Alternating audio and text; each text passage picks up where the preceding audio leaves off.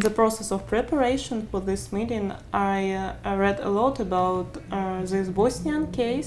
It was unbelievable how the people who should actually to ensure the peace and safety were involved in such terrible things like human trafficking, like forced prostitution. So my first question is, what is the origin of such processes? It was the most incredible violation of human rights in one place, in a post-conflict, by peacekeepers that I think that has ever taken place. Trafficking, as in many of war-related economies, is all about financial gain. It's all about the extremism of capitalism, if you like.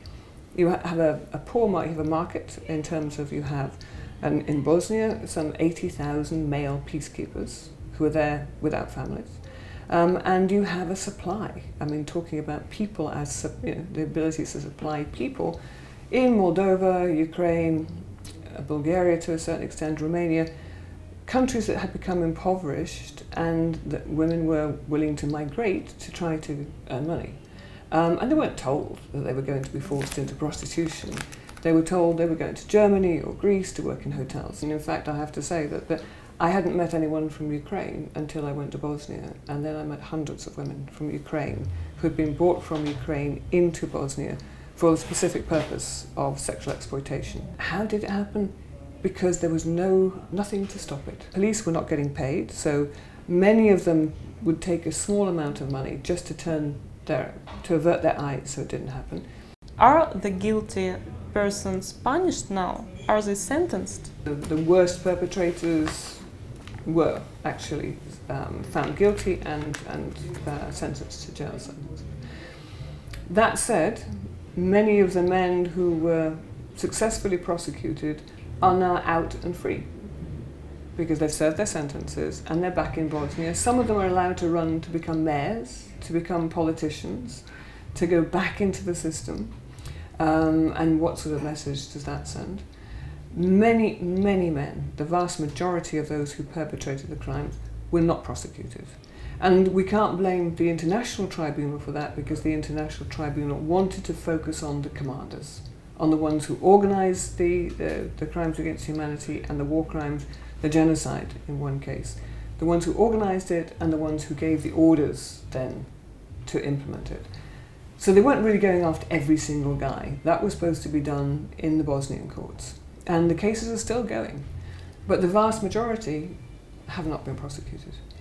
So unfortunately, has there been real justice? No, there has not.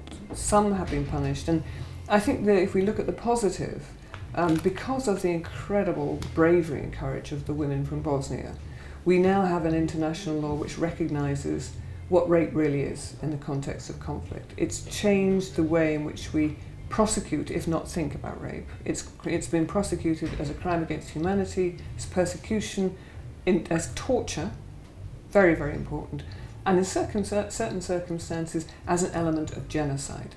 What about the peacekeeping forces actually? Has something changed inside this structure? We don't know of any single peacekeeping mission where there are no incidents of sexual exploitation. The biggest one most recently has been in Burundi and in Central African Republic, where it was the constant exploitation of children by peacekeepers. What has happened? Nothing. And this is the biggest scandal that I think exists within the United Nations, and they have got to do something about it. There is sexual violence committed by Ukrainian army and by separatists, and also we know about the phenomenon of prostitution for food. What has to happen is that the government of Ukraine and those who are running the so-called independent province need to take responsibility for making sure that their troops do not commit these sorts of crimes, do not force women to pay with sex for money or for milk or for food in order to survive, because those are criminal offences, serious criminal offences, which must be prosecuted. So there's several things that the government must do. It must insist on the training of the troops so that they know that if they commit an act like this, there will be prosecution and imprisonment if found guilty. The commanders must be informed that they are the ones who are responsible. And this is a principle which is fundamental in preventing sexual violence. How to detect these women? The ways in which it worked in various different conflicts, and I will cite Bosnia as one, where there was a very good system of support. And that was to have NGOs who are providing medical assistance. And you would find that women will access medical assistance because it is often needed. And then by accessing that medical assistance, they can have the opportunity to talk about what happened to them.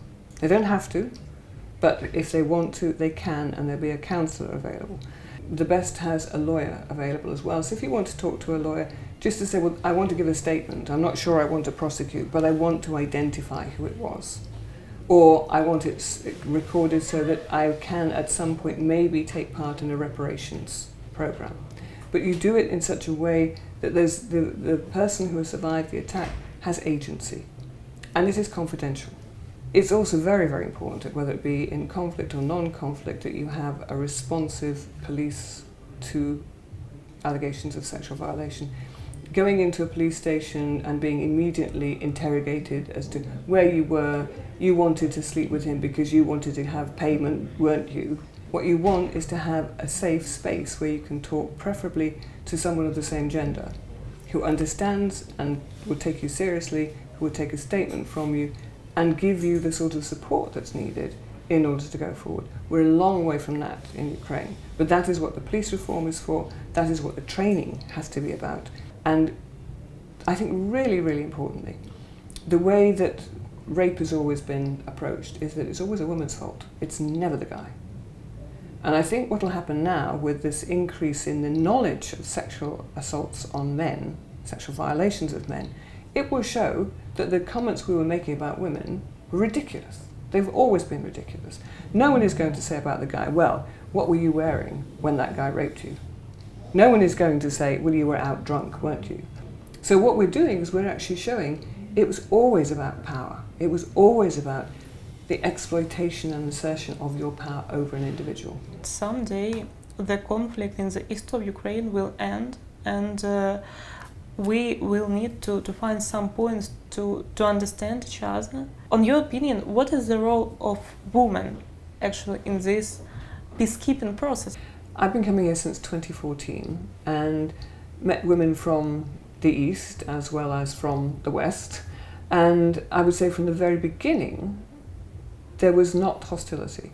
It was that conversation we were having before about, you know, we want to maintain our values, our culture, our values, our understanding of Russian, and everyone has a Russian grandmother, but we also want to have the greater liberty that we think that Western values offers. But how do we maintain that balance together?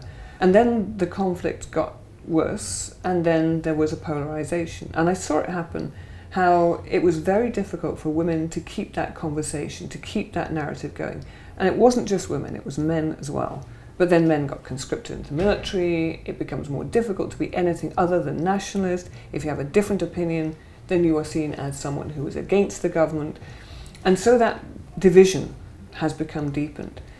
That said, I think the women are still trying very hard to hold it together, to try and say that even those who went nationalist for a while are now saying no.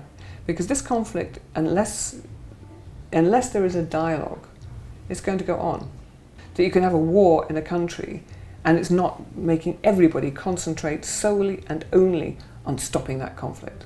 I find that the economic reform program is being done without any real attention to how the reform program must be implemented in the East, without any consideration of what needs to be done to make sure that there is budgetary allocation for the ending of the conflict. How are the IDPs going to be adequately returned and housed? What about the particular types of healthcare that's going to be needed and supported? How are you going to set up a justice system which is going to make sure that the social and economic rights of those people are adjudicated? It means money being paid out in order to create a unified and entire Ukraine where human rights are respected, and it's not being done. If you don't do it now, it'll be like Bosnia. It's going to be there forever. as something which is always going to destroy any possibility of sustainable peace. And what I think is happening amongst the women's organisations and individual women that we've met with today, for example, they see this and they want a part of the peace process. They want to be included in and have their voices, their narratives, what's really happening on the ground to real people, not just discussions of battles and who won what battles. What we need to know is how are the children surviving this? Where are they going to get their education? How are the pensioners going to access sufficient money in order to be able to feed themselves? These are the burning questions. How are we going to fix that? We should learn from other people's histories as well as our own. And the approach that was taken in Bosnia is the approach that's being taken here, and it didn't work. Bosnia, for all the money that's been pumped into it and the attempts to try and reform it, is a failed state. That cannot be the fate of Ukraine. It's possible to stop it, and I think women are crucial in carrying that message forward.